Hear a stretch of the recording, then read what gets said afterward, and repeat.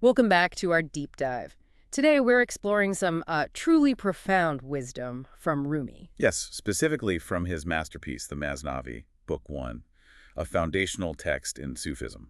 Exactly. And our goal here is to really get into some key passages, unpack the symbols, the lessons. And see how these, ancient insights still speak to us today Right, in our own lives. right.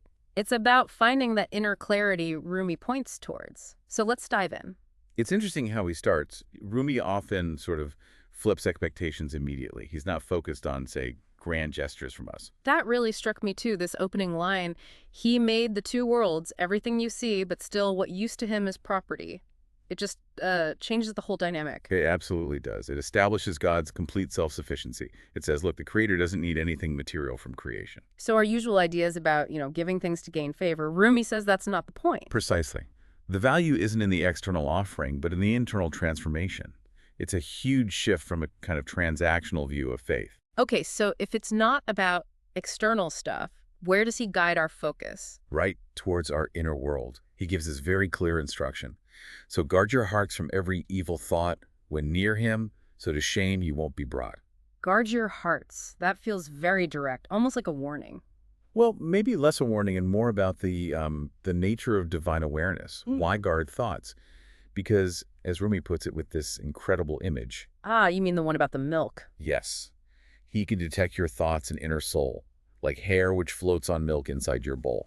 Wow. That's incredibly precise. A single hair in milk impossible to miss. Exactly. It shows that even the most subtle, hidden intention is completely transparent. It's about this inescapable intimacy, really. It calls for, radical inner honesty. No hiding whatsoever. So, okay, if we manage that kind of inner purity, what happens? Rumi suggests a kind of transformation, doesn't he? He does, he says. The one whose breast from images is clean becomes a mirror, too, for what's unseen, A mirror for what's unseen. without the need to think he reads your mind. A mirror for believers of this kind. So the pure heart gains this intuitive insight. Like seeing beyond the surface, reading minds even?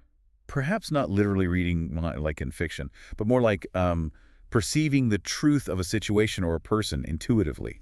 Free from bias, the heart reflects reality, both seen and unseen, a kind of spiritual clarity. And you mentioned this wasn't just theoretical. People actually sought this out. That's right. The source text notes, kings seat Sufis in front of themselves so that their eyes may become illumined by them. So rulers literally valued this kind of deep insight from spiritual figures. They believed it helped them see clearly. It shows a real practical respect for that kind of spiritual discernment.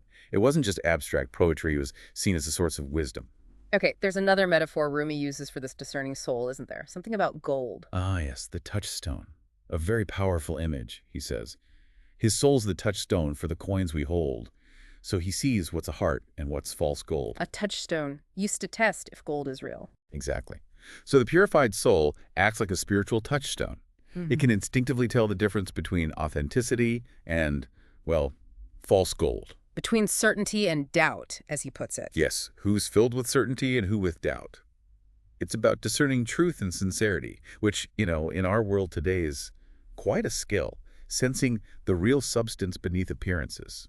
So pulling this all together, Rumi's work, these passages, they're really an invitation, aren't they? To look inside ourselves? Definitely. It's a call to pay attention to our inner world, our thoughts, intentions, our level of purity, because that's what truly shapes our reality and our connection to, everything. It's not just beautiful language, it feels like practical guidance. It really is. The Masnavi offers tools for cultivating that discerning heart, one that sees clearly, both within and without, developing an inner compass, you might say. So a final thought maybe for you listening, think about your own actions. How often do they come from that place of deep certainty Rumi talks about versus doubt or illusion? Yeah, and what would it mean to develop your own inner touchstone? To better discern what's truly authentic in a world that often feels full of noise and, false gold. Something to ponder. Thank you for joining us on this deep dive into Rumi.